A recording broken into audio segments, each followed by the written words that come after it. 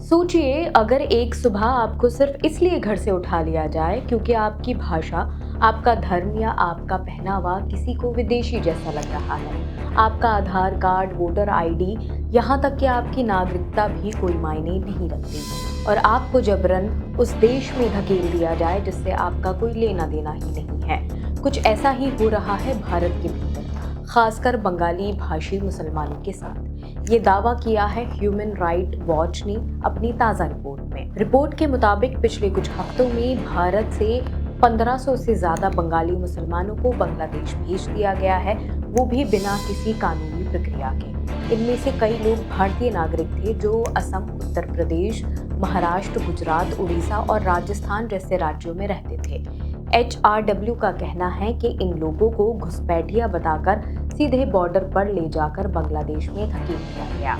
कुछ मामलों में तो सैनिकों द्वारा पीट पीट कर उन्हें बॉर्डर पार करने पर मजबूर किया गया। ह्यूमन राइट वॉच ने जून में 18 लोगों से बात की, जिनमें से कुछ खुद निर्वासित हुए थे और कुछ उन परिवारों के सदस्य थे जिनके अपने अब भी लापता हैं। कुछ लोग जब किसी तरह भारत लौटे तो उन्हें बताया गया कि उनके पास वोटर कार्ड, राशन कार्ड और आधार कार्ड जैसे दस्तावेज थे, लेकिन किसी ने उन्हें सुना ही नहीं। 8 जुलाई को HRW ने अपनी पूरी रिपोर्ट भारत सरकार को भेजी, लेकिन गृह मंत्रालय की तरफ से कोई जवाब नहीं आया। रिपोर्ट में ये भी बताया गया है कि कई राज्यों में गरीब बंगाली मुस्लिम मजदूरों को निशाना बनाया गया जो दूसरे राज्यों में काम करने गए थे, बिना ये जांचे कि वे नागरिक हैं या नहीं। उन्हें सीधे BSF सीमा सुरक्षा बल के हवाले कर दिया गया। बॉर्डर गार्ड बांग्लादेश ने खुद कहा कि 7 मई से 15 जून के बीच भारत ने करीब 1500 लोगों को जबरन बॉर्डर पार करवाया है।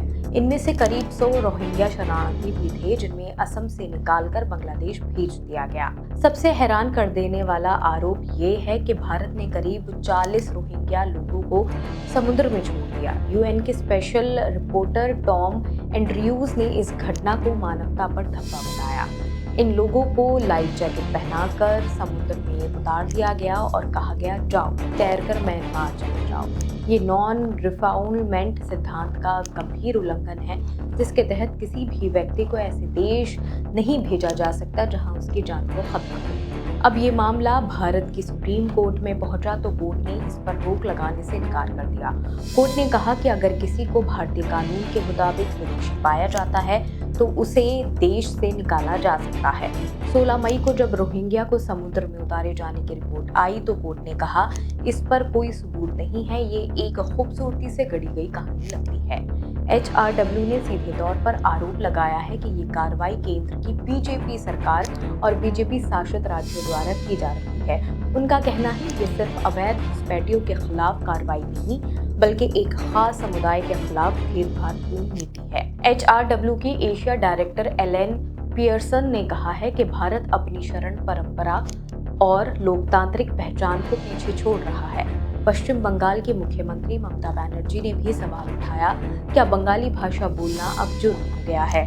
सिर्फ बंगाली बोलने वाले लोगों को बांग्लादेशी कह देना शर्मनाक है। अब सवाल यह है कि भारत में अब किसी की नागरिकता उसकी कागजी पहचान से नहीं, उसकी भाषा और धर्म से तय की जाएगी। क्या यह देश जिसने दशकों तक दुनिया भर से शरणार्थियों को जन्म दी, अब खुद अपने नागरिकों को धकेल रहा है? जब लोकतंत्र में पहचान को धर्म और भाषा से जोड़ा जाने लगे तो इंसाफ, संविधान और इंसानियत तीनों कमजोर पड़ जाते हैं। जहां एक तरफ भारत सरकार बांग्लादेशी घुसपैठ रोकने का दावा कर रही है, वहीं दूसरी तरफ देश के कई राज्यों में बंगाली मुसलमानों के घर बुलडोजर से गिराए जा रहे हैं। असम में अब तक हजारों घर तोड़े जा चुके हैं। उत्तर प्रदेश के कुछ जिलों में अवैध बस्ती हटाने के नाम पर सैकड़ों परिवार बेघर किए जा चुके हैं। गुजरात और महाराष्ट्र में भी घुसपैठिए करार देकर लोगों के घरों पर कार्रवाई की जा रही है। उड़ीसा और राजस्थान में BJP सरकारों ने बांग्लादेशी टैग लगाकर कई बस्तियों को खाली करवाया। सरकार कहती है कि ये सब अवैध घुसपैठियों के खिलाफ है, लेकिन जब दस्तावेज दिखाने वाले लोगों के घर भी तोड़े जाते हैं तो सवाल उठता है, घुसपैठिया कौन है, तय कौन करेगा और क्या दस्तावेज भी अब बेकार हो गए हैं?